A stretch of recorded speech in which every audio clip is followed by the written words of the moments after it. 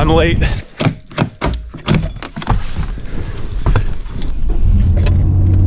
I am officially running late.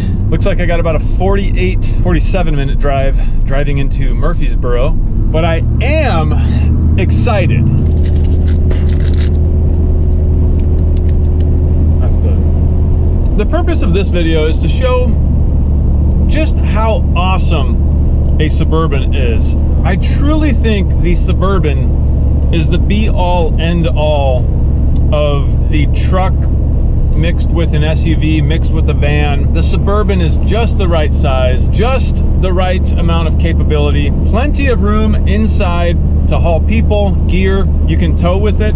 This 95 Suburban that I'm driving has a 43-gallon fuel tank. So I think, you know, freeway miles per gallon is about 15. That takes me a pretty good distance.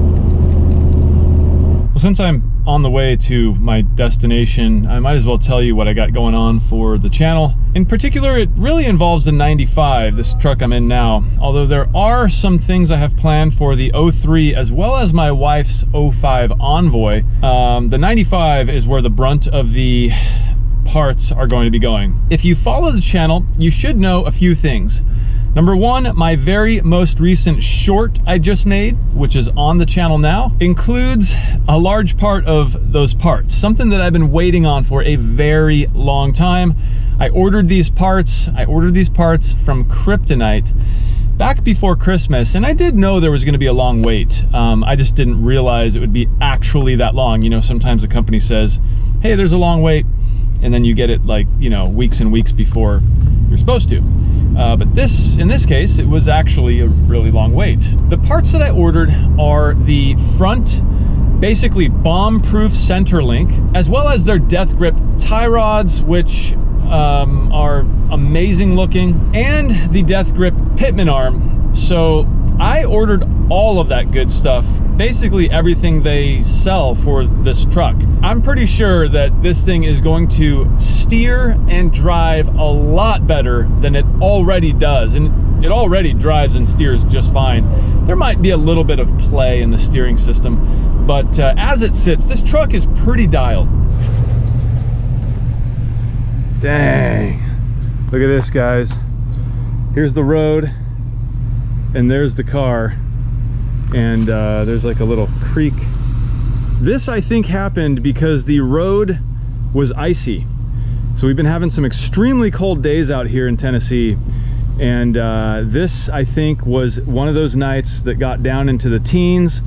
There was water, it got wet, it turned icy, and this car, unfortunately, bit the dust. I mean, just imagine if that creek was full of water or something, you know? I mean, what if the car flipped over? Like, this is one of the reasons why when it says there's ice in the weather and treacherous road conditions, you certainly have to pay attention to that. I don't like driving my four-wheel drive vehicles out here when there's ice, and you know, when the overnight temperatures drop down into the teens, 20s, you're just begging for a bad situation, especially if you leave sometime early in the morning. Now, I know that there's people who have to work and they have to get to work and there's no choice, but it's not safe. Any way you look at it, it's not safe. You best have at least an all-wheel drive vehicle, perhaps chains, you know, snow tires with little, you know, pegs in them or whatever. But that's just a tough situation. I feel for those people. Well, I made it back, and yeah, you can see what exactly it was that I bought. It was a canoe. We've been wanting a canoe ever since we moved here to Tennessee, because we did take a trip down, I think it was down the Duck River. I'm getting my rivers kind of mixed up, but I think it was the Duck River. And it was one of those rental companies where you go, you rent a canoe, you know, travel down the river, then they pick you up and drive you back to your car. It was extremely fun, and we wanted a canoe ever since. And so I've been looking on Facebook Marketplace and happened upon this one just yesterday. I messaged the guy. It was an unbelievable deal. This is a pretty decently old unit. I think the guy said from 2011. So we're looking at, you know, like 10, 11 years old at this point. But it's an Old Town, and these are made in the USA, extremely good Canoes. And not only that, this thing is in like brand new condition. It still has these stickers on the side. Those stickers right there are still on the side, and if that tells you anything, basically this thing was barely ever used. Not only that, it's olive drab color, which is one of my favorite green colors. So this is just awesome. And as you know, I took the 95 Suburban to go pick it up. I was a little worried about strapping that thing down. I just didn't know exactly how to do it, but I looked up a YouTube video and it seemed pretty straightforward. The 95 handled the trip just fine, and as a matter of fact, the seller of this canoe really liked the truck and was talking about wanting to buy one. He also included these memory foam pads that he had in his garage. I guess his wife was working on some project for their RV, but these are legit memory foam, and if I didn't have that, this thing would have been bouncing on the roof of my vehicle the whole time, probably denting or scratching it, definitely.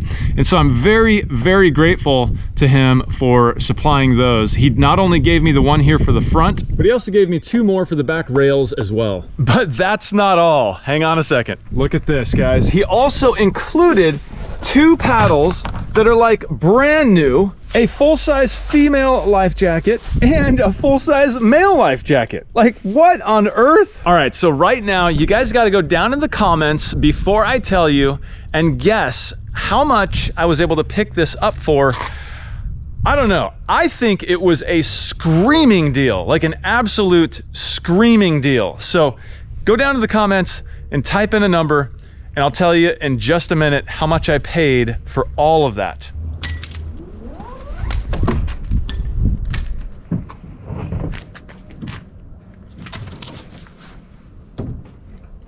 Oh yeah.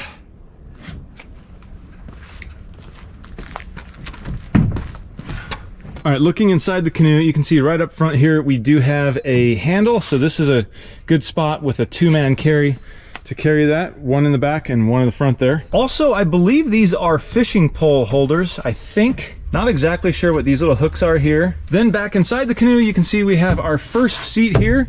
It seems like it is a nice reinforced seat. Bolted to the sides here, obviously adds extra rigidity to the side, but also provides a seat, of course. Then what's really interesting is this middle seat, and you can see we have the seat pad here, but this thing opens up and provides, I don't know, maybe a spot for fish or something, or maybe an ice chest per se.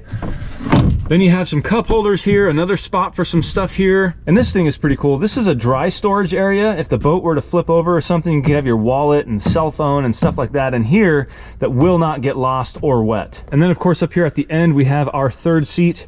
So this is a 14-foot, 3-seat canoe. And man, I couldn't be more happy. This is just so awesome. It's got a little bit of mud in there, but other than that, this thing is like brand new. All right, I'm thinking this might not work. Maybe it will. It's working. It's working. Whoa, dude, exactly where I wanted this thing to end up, right here. Dude, this worked pretty good.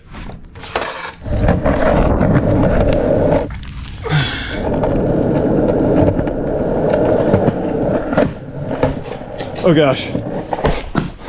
I mean, that's not where it's gonna stay, but dude, fits pretty good right there, right? All right, so you're wondering how much I paid for all that. Okay, you ready? 300 bucks. 300 bucks, how's it? I actually saw this on Facebook Marketplace like a couple days ago, I think, and I wanna say he had it marked at 350, but that was like a mark down from what he had before, which might have been 400.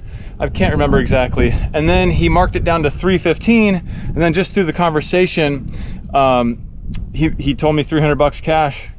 And I was like, it's done, man. I said, if it floats and there's no holes, I'm there and I'll buy it. He was an incredibly awesome guy. He just couldn't use the canoe because it was so big and kind of cumbersome. He wanted kayaks instead so he could put them inside of his travel trailer rather than trying to wrestle that canoe up on top of the travel trailer, which I was there, I saw it. That just wasn't gonna happen. I mean, I couldn't do that. So that was it. I got a screaming deal. Like I said, the 95 handled it beautifully. And this is what I'm always talking about, guys, with the Suburbans. Doesn't matter what year it is. Well, it kind of does matter what year it is, but this GMT 400 platform, as well as the GMT 800 platform that I have in the garage there, I mean, these things are just incredible vehicles. It is basically, the way I like to think of it, is a crew cab pickup truck with a permanent shell. And the thing about it is, you're actually shorter on your overall length and wheelbase than that setup. So this is actually a little more capable when you really think about the overall length of the vehicle than possibly even or the same as the new Jeep Gladiators, the pickup truck Jeeps.